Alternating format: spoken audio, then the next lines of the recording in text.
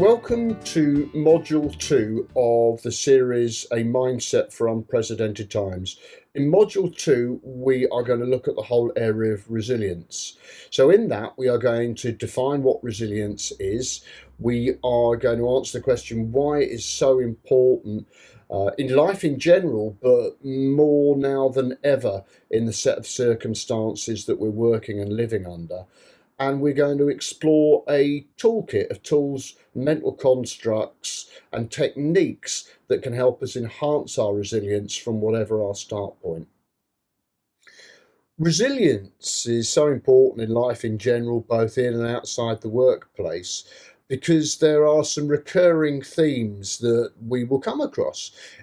There will be obstacles, roadblocks, and barriers. There will be circumstances that create challenges outside of our control. There may be people who try to hold us back, and it will be lonely and challenging at times. We will come across these obstacles in life, fair and unfair, and we will discover time and time again that what matters most is not what these obstacles are, but how we see them, how we respond to them, and whether we keep our composure. We will learn from this that our reaction determines how successful we will be in overcoming or possibly even thriving because of them. So, what do Thomas Edison, the inventor, Colonel Sanders, who launched Kentucky Fried Chicken, J.K. Rowling, the famous author, and Albert Einstein, the preeminent physicist, have in common? Thomas Edison has 1,093 US patents to his name, was told by a teacher that he was too stupid to learn anything. He also did more than 9,000 experiments before creating the first successful light bulb. Harland David Saunders, known as the Colonel, started his KFC dream at 65 years old. His fried chicken recipe was rejected 1,009 times. J.K. Rowling was a penniless, depressed, divorced, single mother attending night school while writing her novels. But she's doing okay now. Albert Einstein couldn't speak fluently when he was 9 years old, and his parents concluded he had learning difficulties.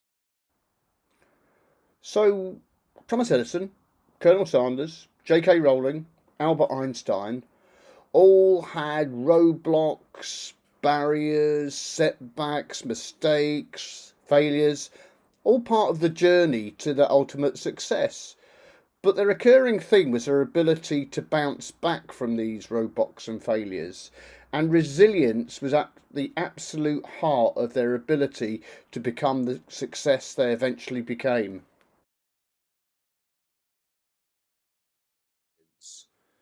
Resilience is that ineffable quality that allows some people to be knocked down and come back stronger than ever. Rather than letting the failure overcome them and drain their resolve, they find a way to rise from the ashes. Psychologists have identified some of the factors that make someone resilient, among them a positive attitude, optimism, the ability to regulate emotions, and the ability to see failure as a form of helpful feedback. Even after misfortune, resilient people are blessed with such an outlook that they are able to change course and soldier on. We're going to explore various parts of that definition, namely positivity, optimism, the ability to regulate our emotions, speaking to our old friend the chimp, and looking at failure and the mistakes that we make as a form of helpful feedback. So, an exercise now for you. What I'd like you to do is think about an experience in your work life that you're incredibly proud of, like something that is represents a success to you. So, hit the pause button and take a moment just to write that down.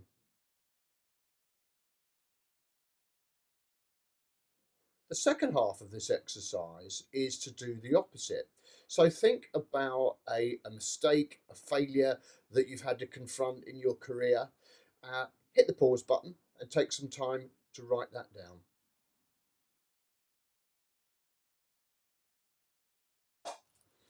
I'm holding two items that you might well be aware of. One is a Velcro pad and the other is a frying pan.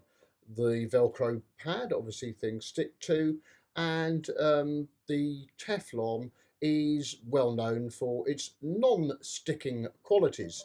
So what I'm going to suggest to you is that the way that we think about our successes and failures are a bit like Velcro and Teflon. So if I ask you to remember your failure, your mistake, your setback, your adversity, it is likely that these have stuck to us, and we remember them very, very clearly. And yet, the successes that we have in life tend to actually not stick and bounce off. Now, why might that be? This is called the negativity bias. And as human beings, we're preconditioned to remember traumatic events over positive ones, recall insults more than praise, react more strongly to negative stimuli, and think about negative things more frequently than positive ones. So, for example, you might have had a great day at work and everything's gone really well for you.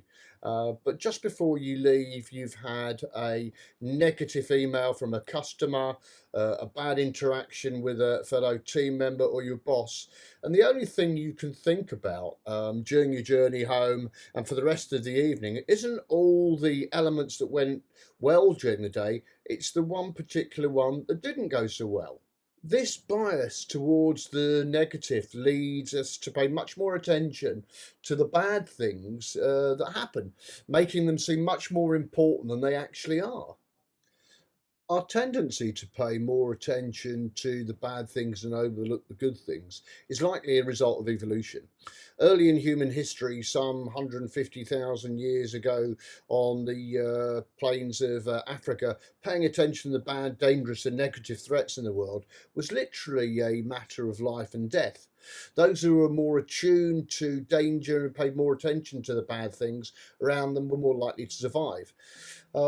This meant they're also more likely to hand down those genes as far as evolutionary psychology is concerned, and that made them more attentive to danger.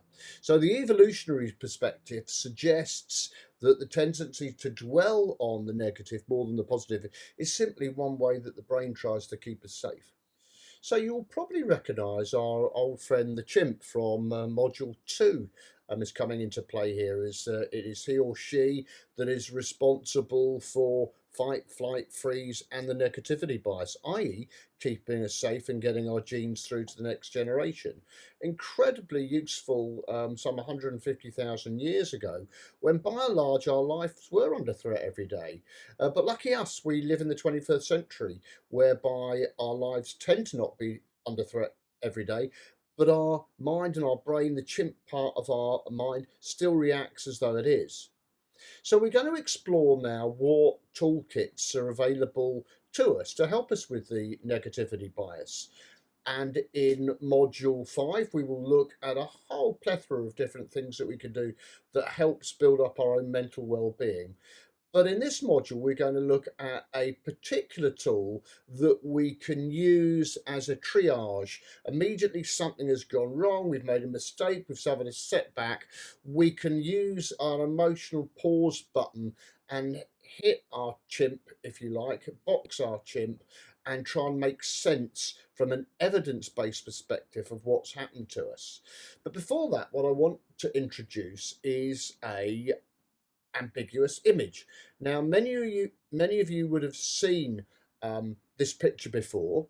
You should be able to see a young lady and an old lady. So if you can't see both, hit the pause button on the video and have a look at the picture that's in front of you till you can see both the young lady and the old lady. So, a simple exercise for you now.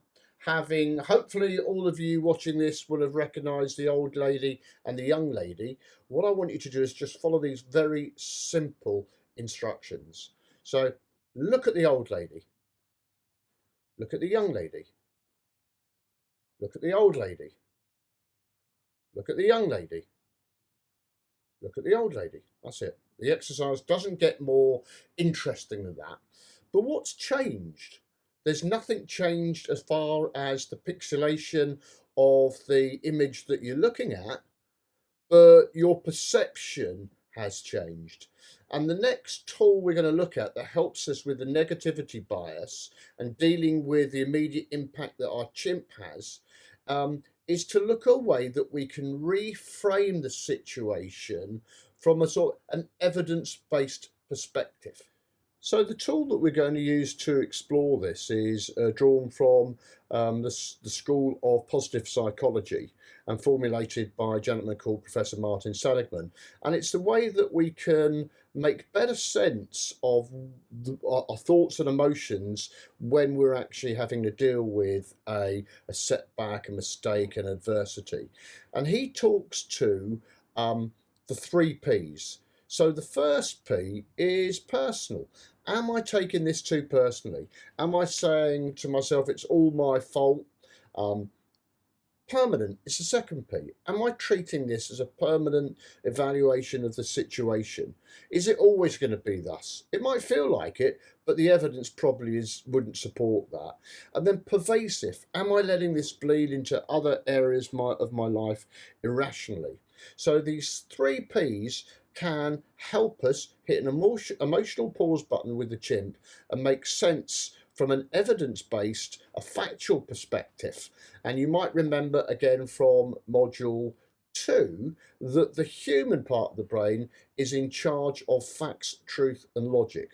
So we can use facts, truth, and logic to help box the emotional reaction to adversities and setbacks and mistakes when they happen. It is one thing not to be overwhelmed by an adversity or an obstacle or discouraged by it. But after we've got our emotions in control, it enables the next step. And the next step is to do a mental flip on the situation. So we're not looking at the adversity or the obstacle, but at the opportunity within it. Every adversity carries the seed of a greater benefit. Psychologists call this post traumatic growth. The Stoics had a phrase which is well known, which is what doesn't kill me makes me stronger. Might be a bit cliche, but it's very, very true. And one of the common causes of failure is the habit of quitting when one is overtaken by temporary defeat.